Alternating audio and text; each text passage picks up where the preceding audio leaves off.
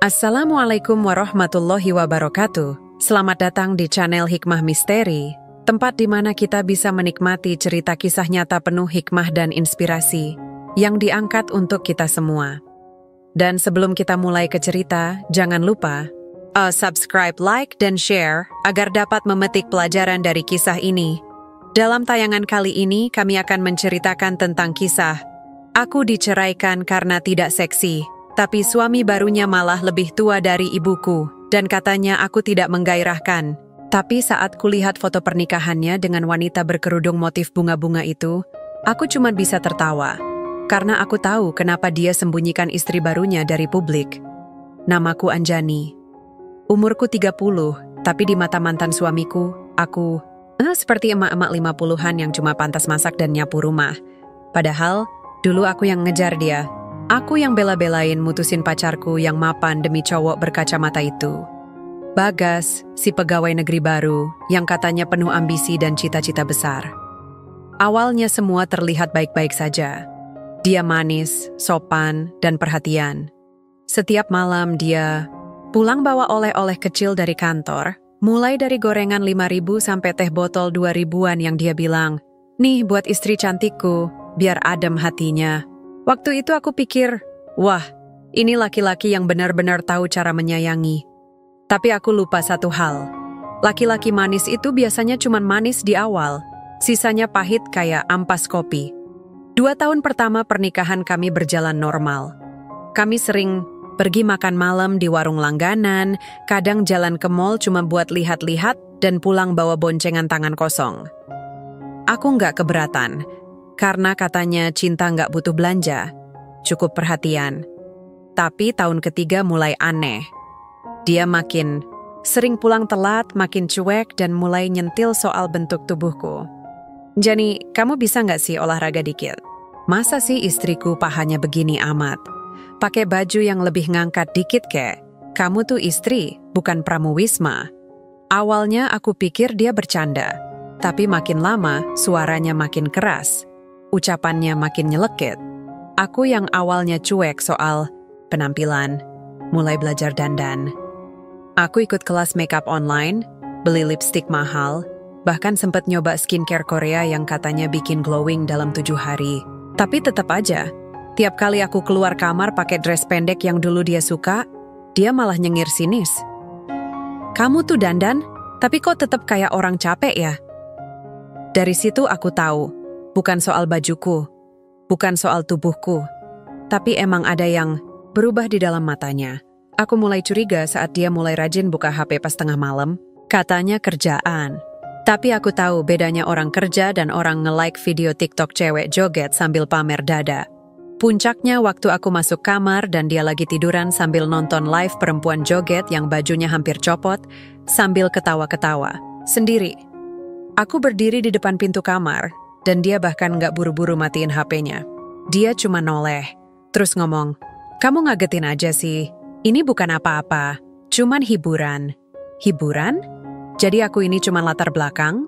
Yang ngurusin cucian, nyiapin makan, nemenin sakit, itu semua nggak cukup buat jadi hiburan buatmu malam. Itu aku tidur di sofa. Pundakku dingin.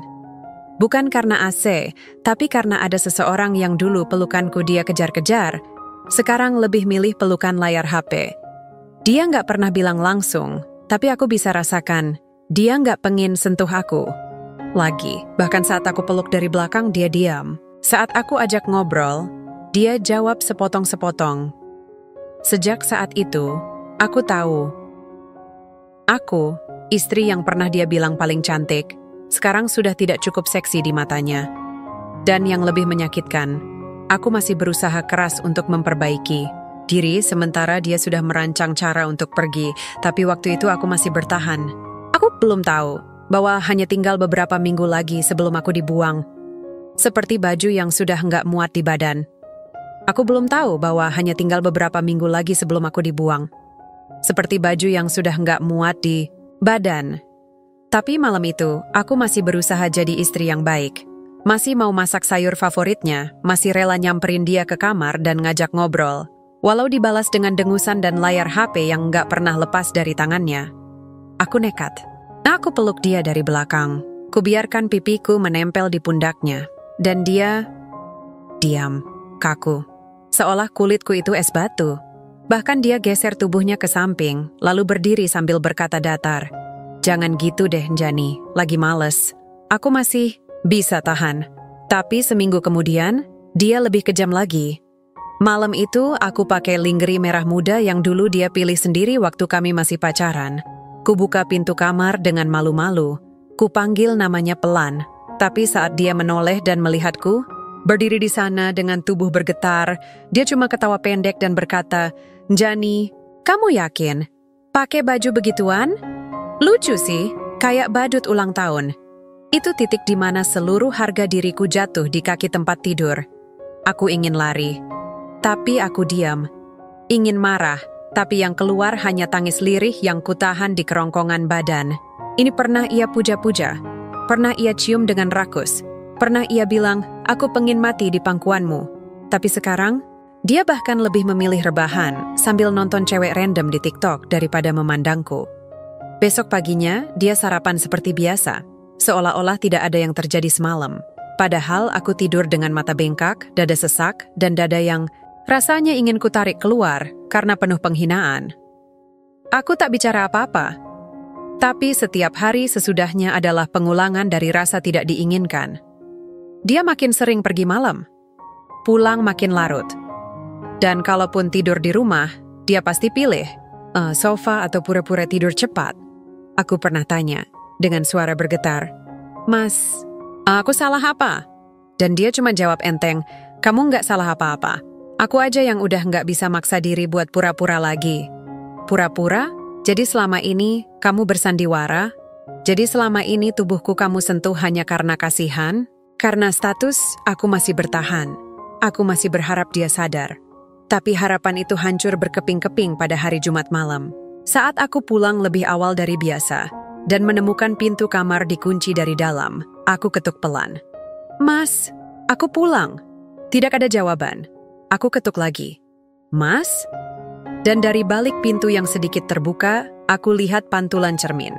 Ada video call, ada suara perempuan tertawa genit, dan suamiku duduk di kasur, mengenakan sarung dan senyum yang dulu hanya buatku. Aku tidak berteriak, aku tidak ngamuk, aku hanya menutup pintu perlahan. Tapi malam itu, ada yang mati dalam diriku. Harga diriku sebagai istri dipatahkan oleh lelaki yang bahkan tidak punya nyali untuk berkata jujur. Keesokan paginya, aku tidak masak, tidak bicara, tidak menyeduh kopi. Dan dia, dengan entengnya duduk di meja makan, lalu berkata seperti ini. Njani, kayaknya kita harus ngobrol serius deh. Aku udah mikir matang-matang. Aku pengen pisah. Tidak ada air mata saat itu. Tidak ada jeritan. Karena saat seseorang menikahmu berkali-kali secara perlahan, sakitnya sudah tak berdarah lagi. Tidak ada air mata saat itu, tidak ada jeritan. Karena saat seseorang menikahmu berkali-kali secara perlahan, sakitnya sudah tak berdarah lagi. Tapi tetap saja, aku masih duduk di meja makan seperti boneka yang kehilangan fungsi. Dia ada di depanku. Bagas, laki-laki yang dulu kupanggil suamiku. Kini bicara soal perpisahan dengan wajah senetral membaca jadwal bus. Njani, kita harus pisah. Aku pengen mulai hidup baru. Kamu juga harusnya cari yang lebih cocok. Cocok? Kamu pikir ini jual beli sepatu? Aku tidak bisa tahan. Ucapan itu keluar spontan, kasar, penuh dendam. Tapi dia hanya menunduk, pura-pura bijak, seperti aktor sinetron yang sok suci. Udah, Njani, jangan bikin ribet. Aku capek. Kita udah beda jalan. Beda jalan, katanya. Padahal yang beda itu cuma lubang nafsu dan arah mata ngiler dia ke wanita lain. Dia keluar rumah 2 hari setelahnya. Tidak pamit ke siapa-siapa. Tidak minta maaf ke orang tuaku. Hanya meninggalkan aku dan sisa-sisa luka yang tak bisa dikemas dalam koper. Aku diam. Tapi seminggu kemudian, semua rasa diam itu dibayar kontan. Dengan satu kiriman WhatsApp dari teman kerjaku. Nih Njani, ini mantan lo udah nikah lagi ya? Kupikir bercanda. Tapi saat ku tekan gambar itu, dadaku seperti diremas sampai sesak. Di sana, tampak Bagas berdiri di pelaminan. pakai jas hitam, senyum lebar. Dan di sebelahnya, seorang wanita, berkerudung bunga-bunga, tersenyum sopan, dan jelas-jelas lebih tua dari ibuku. Aku terpaku. Kubesarkan foto itu. Kulihat lagi, bukan salah lihat. Dia, laki-laki yang menceraikanku karena aku nggak seksi lagi, malah menikahi wanita yang lebih cocok dipanggil Bu daripada sayang. Dan lucunya, dia menyembunyikan semua itu dari publik. Tidak ada status baru di media sosial. Tidak ada kabar pernikahan. Semuanya seperti upacara rahasia. Kenapa disembunyikan, Mas? Malu karena istri barumu bisa bikin kamu dipanggil anaknya. Aku tidak menangis. Aku tertawa. Tapi itu tawa yang pahit. Tawa perempuan yang ditikam 2 kali. Sekali karena dibuang, sekali karena diganti dengan sosok yang lebih aman bagi harga dirinya yang ringkih. Teman-temanku mulai bertanya. Tetangga mulai bisik-bisik. Kamu kalah saing ya, Anjani. Ya, namanya laki-laki, pasti nyari yang bisa bikin nyaman. Mungkin kamu terlalu mandiri. Istrinya sekarang kayak guru ngaji loh, lembut banget. Sumpah. Aku ingin muntah. Aku dikatai tidak menggairahkan, tidak menyenangkan diranjang. Tapi wanita yang dia pilih bukan hanya lebih tua, tapi dari cara bicaranya di video yang bocor, suaranya cempreng dan berisi tausiah setiap 5 menit. Aku tidak membenci wanita itu. Aku justru kasihan. Karena aku tahu, wanita itu bukan pemenang. Dia hanya dipakai untuk menambal kebocoran harga diri seorang laki-laki kecil, yang tidak pernah cukup jantan menghadapi luka dalam rumah tangga. Dan yang lebih menyakitkan dari semuanya adalah, aku tidak bisa bilang apa-apa. Tidak bisa marah ke siapa-siapa. Karena semua ini sudah selesai, sah, legal. Dan aku hanya tinggal satu hal, balas dendam. Bukan dengan amarah, tapi dengan perubahan. Aku hanya tinggal satu hal, balas dendam. Bukan dengan amarah, tapi dengan perubahan. Kalimat itu terus berputar di kepalaku, malam demi malam. Aku tulis di dinding kamarku pakai spidol besar. Supaya aku tahu, aku bukan korban yang harus terus meratap. Aku bukan wanita malang yang akan diam sambil menonton lelaki bejat itu hidup bahagia dengan istri barunya yang, maaf, kelihatan lebih cocok jadi tantenya. Seminggu setelah kabar pernikahan Bagas tersebar, aku mengemasi semuanya. Aku jual rumah peninggalan nikah, aku titip cincin kawin di toko emas yang dulu kami beli bareng, dan ku bilang, tolong lebur, saya nggak butuh kenangan dari pecundang. Lalu aku pindah. Kota baru, wajah baru, dan mimpi baru. Tanpa embel-embel istri siapa, hanya aku, Anjani. Aku mulai dari nol. Dari kamar kos sempit di pinggiran kota, dari meja lipat dan laptop bekas. Tapi aku punya satu keunggulan, dendam. Dan dendam itu kupakai dengan sangat elegan. Aku bangun bisnis kecil-kecilan, jualan baju muslimah kekinian. Tapi bukan sekadar jualan, aku belajar branding, fotografi, bahkan ngedit video sendiri pakai HP butut. Aku kerja gila-gilaan, bangun jam 5, tidur jam 2 pagi. Mata panda? Bodo amat. Yang penting aku lari jauh dari sisa luka pernikahan kemarin. Hari demi hari orderanku mulai naik. Postingan jualanku mulai dilirik. Dan pelan-pelan, namaku disebut di kalangan pengusaha UMKM wanita. Simba Anjani itu ya? Yang jual gamis elegan di IG, wah laris banget. Keren ya, habis cerai, malah makin sukses. Lucu ya? Dulu aku dikatain istri beku, sekarang aku dibilang wanita yang panas membakar semangat orang lain. Tapi dendamku belum selesai. Satu malam aku iseng buka akun fake Instagram untuk kepoin Bagas. Ternyata dia masih main medsos tapi diam-diam, story-nya jarang muncul. Tapi satu hal menarik. Dia tidak pernah sekalipun posting foto istrinya. Tidak ada panggilan sayang. Tidak ada caption cinta.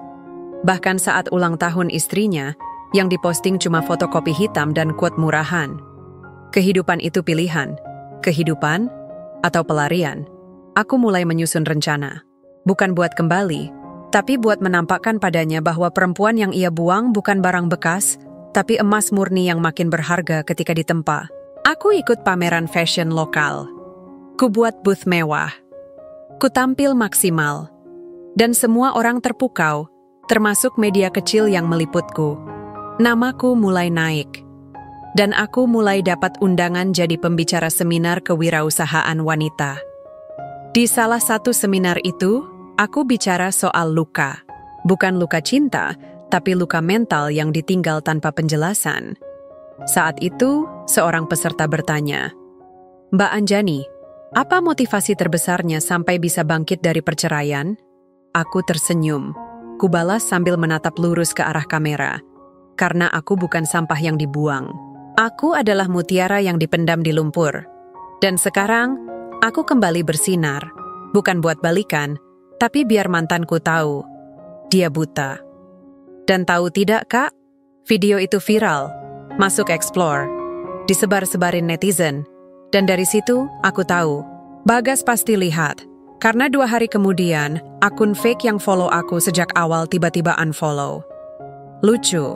Jadi sekarang kamu yang sembunyi, Mas? Tapi aku belum selesai. Aku belum puas. Aku akan buat dia melihat wajahku lagi, tapi bukan di bawah kakinya. Di atas, di tempat yang tak bisa ia capai. Aku akan buat dia melihat wajahku lagi, tapi bukan di bawah kakinya. Di atas. Di tempat yang tak bisa ia capai. Dan benar saja, sejak video seminar itu viral, aku mulai sering diundang podcast, jadi bintang tamu di live TikTok, dan bahkan muncul di kanal YouTube Komunitas Perempuan Mandiri. Nama Anjani bukan lagi sekadar mantan istri orang. Aku jadi simbol. Simbol wanita yang ditendang tapi bangkit tanpa bantuan. Tapi rupanya, tidak semua orang senang aku bangkit. Suatu hari, ada tamu tak dikenal datang ke butikku. Wanita. Berkerudung, bunga-bunga. Ya, kerudung yang sama seperti di foto pernikahan Bagas. Langkahnya pelan. Senyumnya sopan, tapi matanya tidak menatap wajahku. Justru melirik rak-rak baju seolah ingin mencari sesuatu atau seseorang. "Ini butik milik Mbak Anjani ya?" "Iya. Ada yang bisa saya bantu?" "Saya cuma lihat-lihat. Butiknya rame." "Oh juga ya sekarang? Sudah terkenal ya?" Suaranya tidak tinggi, tapi menyiratkan sindiran yang dibungkus manis. Aku tahu dia. Aku tahu betul siapa dia. Istri barunya Bagas, tapi aku tidak mau menanggapi. Aku hanya tersenyum. "Alhamdulillah, rezeki nggak kemana, Bu?" "Iya ya, apalagi kalau jalannya bersih dan nggak nyikut orang." "Hah? Bersih? Nyikut? Apa maksudnya?" Aku tak sempat tanya lebih lanjut. Dia pergi setelah 10 menit mondar-mandir. Tapi sejak kepergiannya, hal-hal aneh mulai terjadi. Akun Instagramku diserang komentar fitnah. Ada yang bilang aku pelakor. Ada yang tuduh aku jual diri lewat jualan. Semua komentar itu datang dari akun-akun fake. Tapi ada satu yang kebablasan. Salah satu akun menyebut nama kampus lamaku dan mengirim foto-foto lamaku zaman kuliah. Dari mana mereka dapat itu? Aku panik. Tapi aku tidak bodoh. Aku sewa jasa digital tracing. Butuh waktu seminggu. Tapi hasilnya meyakinkan. Beberapa akun fake itu dioperasikan dari satu IP yang terdaftar atas nama seorang pemuda yang ternyata adik tiri dari istri baru Bagas. Serangan ini bukan iseng. Ini serangan sistematis. Dan ini bukan lagi tentang mantan, tapi tentang seseorang yang ingin aku diam. Pertanyaannya, kenapa? Jawabannya datang secara tidak sengaja. Saat aku bertemu lagi dengan sahabat lamaku, Gea, yang dulu satu angkatan dengan Bagas di kampus. "Jani, kamu tahu nggak? Istri barunya Bagas itu pernah jadi dosen asdos kami dulu, tapi terus hilang dari kampus. Kenapa?" Gosipnya, karena skandal sama salah satu mahasiswa. Waktu itu heboh, tapi nggak ada bukti, jadi ditutupin. Skandal dengan mahasiswa, kepalaku mendidih. "Dan kamu tahu siapa mahasiswanya?" Gea menatapku dalam, lalu menghela napas. "Ya siapa lagi? Si Bagas." Dunia terasa jungkir balik. Jadi ini bukan cinta suci. Ini bukan nikah setelah hijrah. Ini bukan soal nyari pasangan yang salehah. Ini penebusan. Penebusan aib. Pernikahan itu cuma tempelan. Cuman alat cuci dosa. Dan sekarang aku mengerti kenapa aku harus disingkirkan diam-diam, kenapa mereka nyerang dari belakang layar, karena aku ancaman.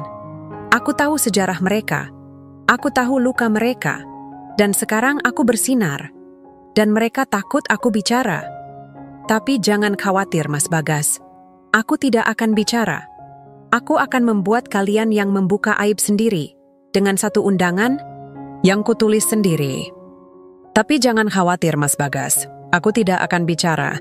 Aku akan membuat kalian yang membuka aib sendiri, dengan satu undangan yang kutulis sendiri. Tapi sebelum undangan itu tercetak, aku butuh satu kepastian terakhir. Bukan buat menjelek-jelekan, bukan buat mempermalukan, tapi buat menenangkan batinku. Karena aku yakin, lelaki sepertimu tak mungkin tega membuang perempuan yang mencintai dengan ikhlas. Kecuali kalau kau sedang menutupi kelemahanmu sendiri. Dan aku benar. Hari itu aku ketemu Bima, teman lama kami dulu. Dia satu kantor dengan Bagas, dan orangnya selalu netral. Tapi sejak aku viral, dia mulai sering kirim pesan. Jani, kita bisa ngobrol? Tentang apa? Tentang sesuatu yang harusnya kamu tahu sejak lama. Kami bertemu di warung kopi kecil, tempat kami dulu sering nongkrong. Bima tidak banyak basa-basi. Tangannya gemetar sedikit saat memegang gelas. Aku nggak tahan lihat kamu diserang.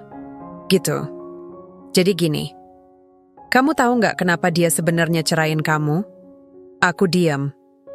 Lalu Bima berkata pelan. Karena dia nggak bisa memuaskan. Dia punya masalah. Bukan cuma nggak nafsu, tapi fisiknya juga bermasalah. Jeleb. Dia ke dokter spesialis waktu kalian baru setahun nikah, tapi dia nggak pernah cerita kan? Ya jelas, malu, terlalu gengsi. Makanya dia cari pelarian, cari pembenaran.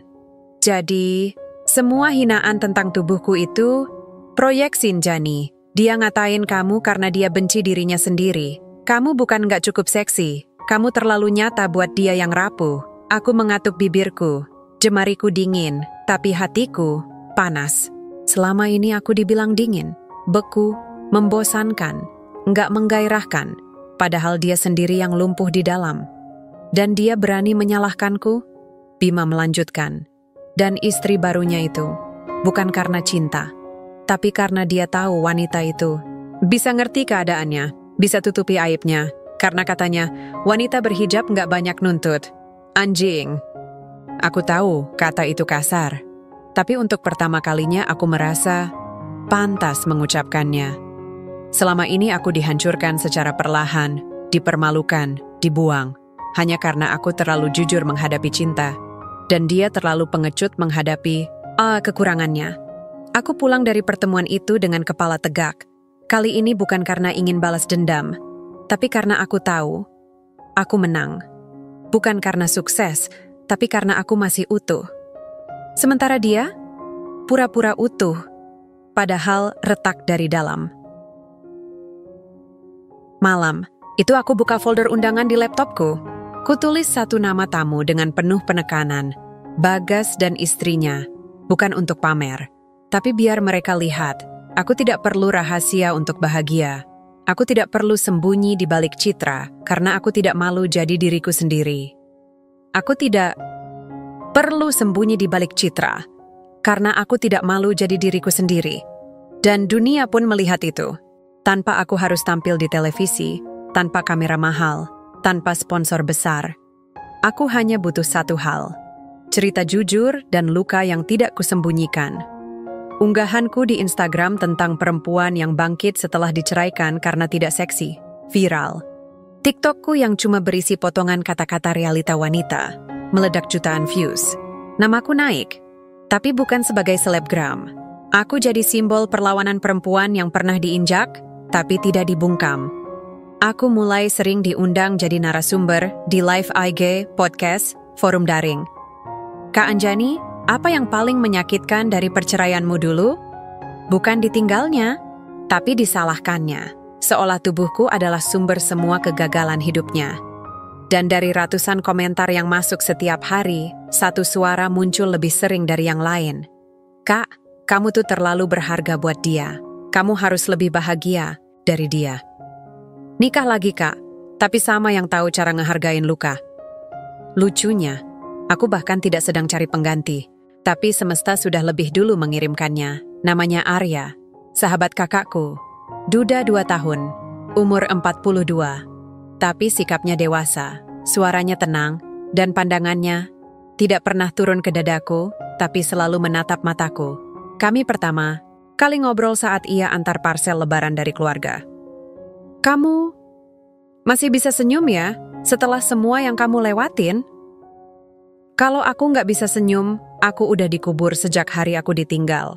Dia tertawa. Tapi bukan menertawakan. Dia tersentuh.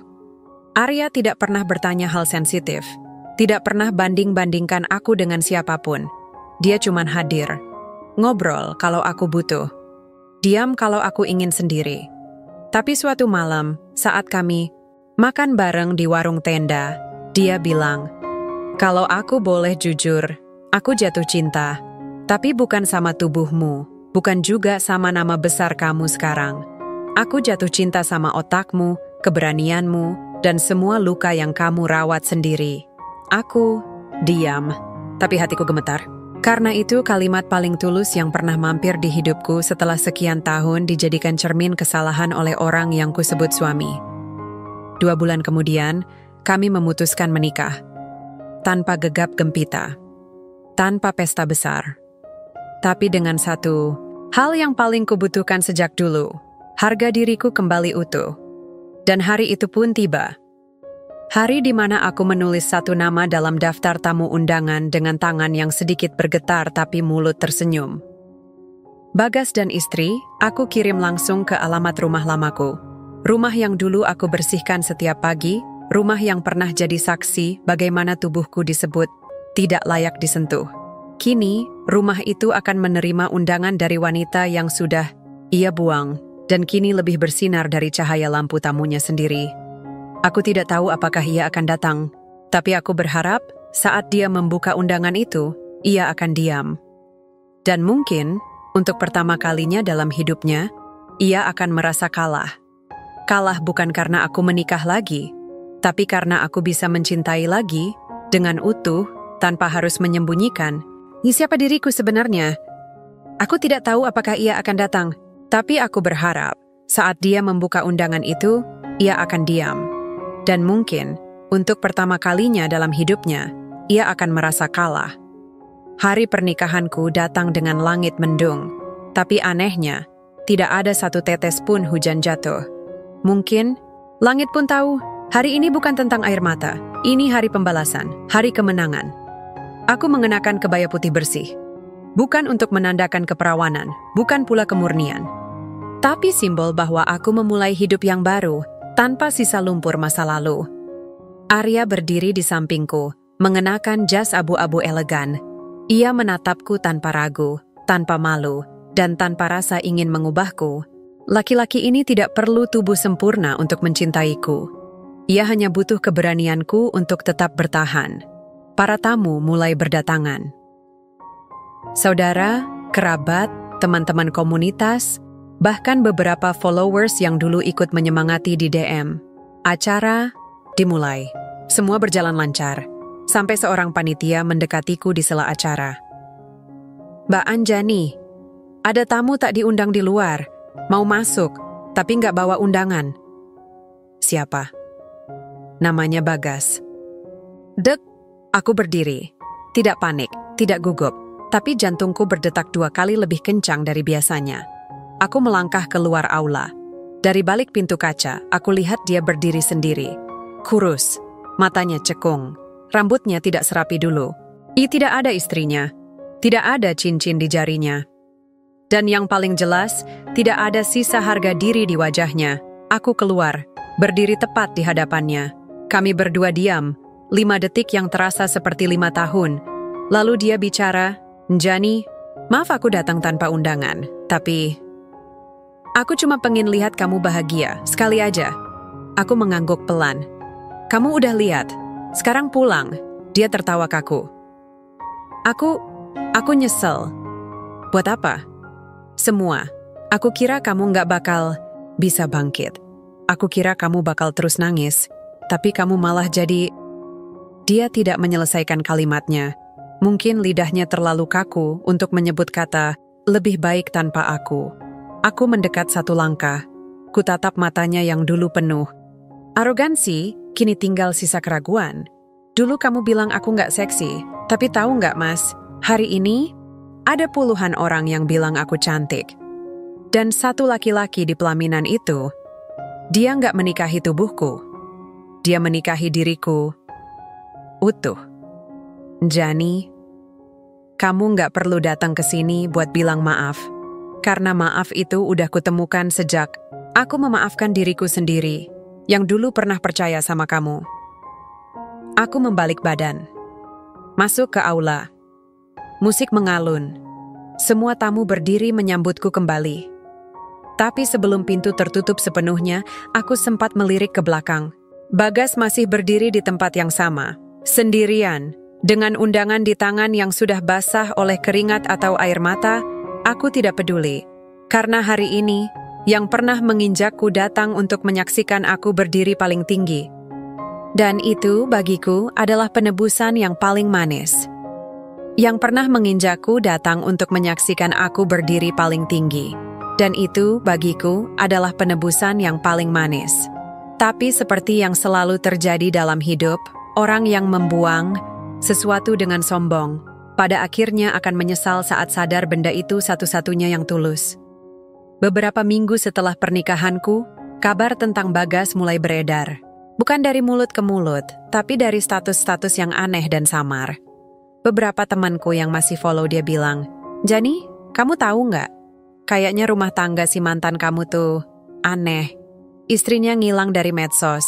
Terus si Bagas kayak, orang linglung. Story-nya kayak nyindir-nyindir. Dia ngeluh terus, katanya capek, sendirian, ngerasa nggak dianggap. Awalnya aku anggap angin lalu. Tapi ternyata semesta memang tidak pernah tidur. Seorang kenalanku yang kerja di kantor istri Bagas, yang dulu sempat jadi dosen, mengirim DM panjang. "Mbak, maaf ya kalau ini nggak sopan. Tapi saya mau cerita. Istri barunya Mas Bagas itu sebenarnya bukan pilihan hidup. Itu perjanjian keluarga. Karena dulu mereka kena skandal bareng, keluarga perempuan itu maksa Bagas buat nikah biar nutupin malu. Tapi setelah nikah, katanya istrinya nggak pernah anggap dia suami. Mereka tinggal serumah, tapi pisah kamar.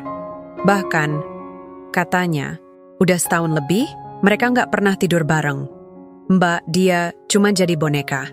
Nggak dihormati, nggak dicintai, tapi juga nggak bisa keluar." Aku membaca pesan itu dengan tenang.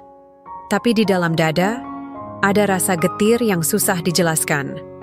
Aku tidak bahagia atas penderitaannya, tapi aku juga tidak kasihan, karena inilah akibatnya. Saat seseorang memilih hidup berdasarkan pelarian, bukan keberanian.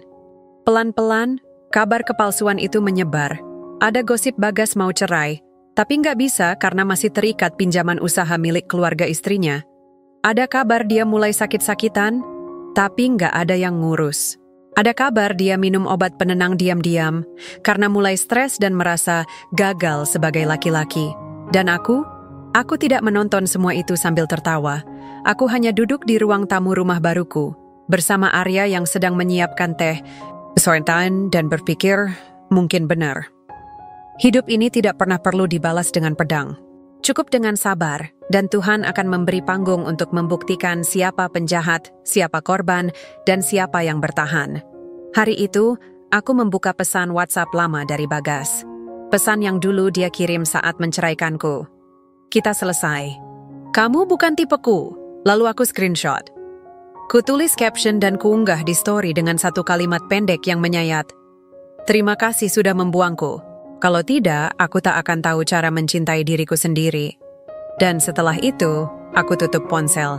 Karena kisah ini sudah hampir selesai. Dan orang yang dulu mengira dia menang, ternyata cuma sedang menunda kekalahan. Karena kisah ini sudah hampir selesai. Dan orang yang dulu mengira dia menang, ternyata cuma sedang menunda kekalahan. Hari-hariku kini sunyi. Tapi bukan kesepian. Rumahku tidak terlalu besar. tapi terasa hangat. Di pagi hari, aku menyeduh teh sambil menunggu Arya membalik, roti di wajan. Kami tidak pernah berteriak, tidak pernah membandingkan masa lalu, dan yang paling penting, kami tidak saling mempermalukan. Kami saling menerima. Utuh. Kadang aku masih terbangun tengah malam, teringat saat-saat dulu aku tidur di sofa, menangis, diam-diam agar tetangga tidak dengar suara seduh sedan. Tapi sekarang, saat mataku terbuka, ada tangan Arya yang menggenggam jemariku. Mimpi buruk lagi? Enggak, mimpi lama. Tapi sekarang udah enggak menakutkan. Di kamar kecil yang kini, jadi ruang kerja, aku menyimpan satu kardus khusus.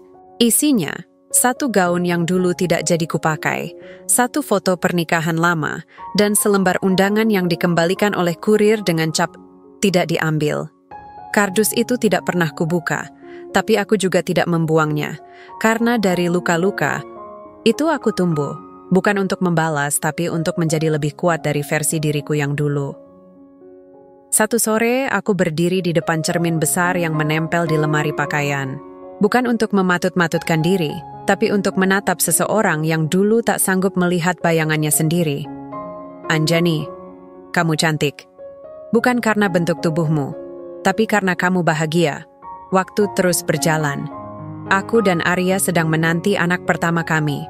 Bukan untuk memperbaiki luka, tapi untuk membesarkan hidup dari cinta yang tidak memaksa. Kadang aku menulis lagi, kadang aku bicara di komunitas, kadang aku diam saja, menikmati sore sambil mendengar suara hujan, dan kadang aku membayangkan, mungkin di sudut kota lain, ada seseorang yang melihat storyku diam-diam. Yang dulu buang aku seperti sampah, kini menatapku dari layar ponsel, dengan hati yang berat dan dada yang sesak. Dan aku harap dia baik-baik saja. Karena aku sudah terlalu bahagia untuk benci. Untuk kalian para perempuan yang sedang jatuh, yang sedang diremehkan, yang sedang dikatai tidak cukup ini dan itu, ingatlah satu hal. Kamu tidak dilahirkan untuk menyenangkan mata orang lain. Kamu dilahirkan untuk menyelamatkan dirimu sendiri. Dan jika seseorang tidak bisa mencintai dirimu yang penuh luka, maka mereka tidak layak melihatmu dalam versi yang sembuh. Terima kasih sudah mengikuti kisah ini hingga akhir. Aku, Anjani, bukan tokoh sempurna. Tapi aku pernah dihancurkan, dibuang, diludahi, dan kini aku berdiri. Karena aku tahu satu hal. Aku cantik. Karena aku bahagia.